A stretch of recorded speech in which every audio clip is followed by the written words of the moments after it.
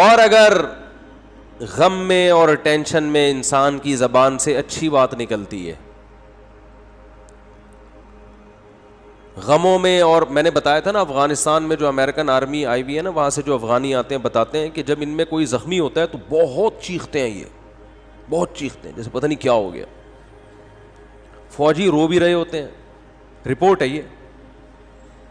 کسی فوجی کا رونا کتنا برا عمل ہے کہ نہیں ہے؟ میدان جنگ میں فوجی رو رہا ہو. ہم نے تو مسلمانوں میں کبھی ایسا سنا نہیں، اپنے فوجیوں میں بھی کبھی ایسا نہیں سنا کہ فوجی ہو کے رو رہا ہے. ایک شاعر کا شعر یاد آ رہا ہے، اللہ کرے پورا یاد آ جائے. سن میری شہادت کا نہ تو ہوش اڑانا. بچہ اپنی ماں کو کہہ رہا ہے میدان جنگ میں جاتے ہوئے، یہ نظم بھی انشاءاللہ میں ریکارڈ کرواؤں گا اخپل طریقے سے. بچہ میدان جنگ میں جاتے ہوئے اپنی ماں سے کہہ رہا ہے کہ اگر میں شہید ہو جاؤں تو ہوش نہ اڑانا، اسلاف کے ناموس پہ مت داغ لگانا. ہمارے اسلاف کی جو عزت ہے نا وہ اسی سے ہے کہ وہ میدان جنگ میں رویا بولو نہیں کرتے تھے. ان کے ناموس کو داغدار مت کرنا.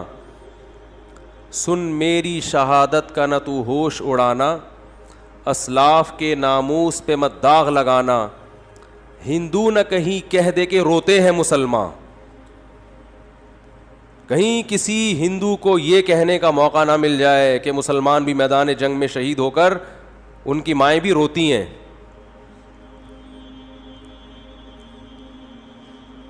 پھر کہتا ہے کٹ جاؤں مقتل میں تو اف تک نہیں کہنا. تو ماں کا اپنے بیٹے کی شہادت پہ رونا یہ برا نہیں ہے، یہ تو محبت کی علامت ہے. رونا تو سنت ہے، واویلا کرنا، چیخنا چلانا. اور وہ تو ماں ہے نا، چلو وہ تو روئے، چیخے چلائے نہیں. اپنی نواسی کی موت پر ہمارے نبی صلی اللہ علیہ وسلم کی بھی آنکھوں سے آنسو جاری ہوئے. آپ نے فرمایا کہ دل غمزدہ ہے، آنکھیں بہہ رہی ہیں، زبان وہی کہے گی جس پہ ہمارا رب راضی ہوگا. زبان سے وہی کہیں گے جس پہ اللہ کیا ہوگا راضی. آنکھوں پہ کنٹرول نہیں ہے تو رونے پر پابندی نہیں ہے. میدان جنگ میں تو رونا بری بات ہے. تو وہاں جو افغانی لوگ بتاتے ہیں کہ جو امریکن سے لڑنے والے لوگ ہیں ان کے جب گولی لگتی ہے تو ان کا ری ایکشن الگ انداز سے ہوتا ہے. امریکن کے جب لگتی ہے تو وہ پاگلوں کی طرح عجیب سے چیخ رہے ہوتے ہیں، چلا رہے ہوتے ہیں، وہی کیا ہو گیا.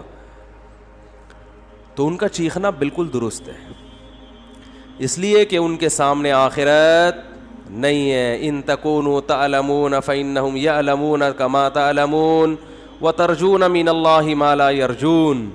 اللہ فرماتے ہیں اگر تمہیں، اہل اسلام سے اللہ خطاب کر رہے ہیں، میدان جنگ میں تمہیں اپنے ملک کے دفاع میں لڑتے ہوئے اگر تمہیں زخم پہنچتے ہیں تو ان کو بھی تو زخم پہنچتے ہیں. اس کو زخم پہنچ رہے ہیں پھر بھی لڑ رہا ہے اور تم میدان میں پیچھے ہٹ جاؤ.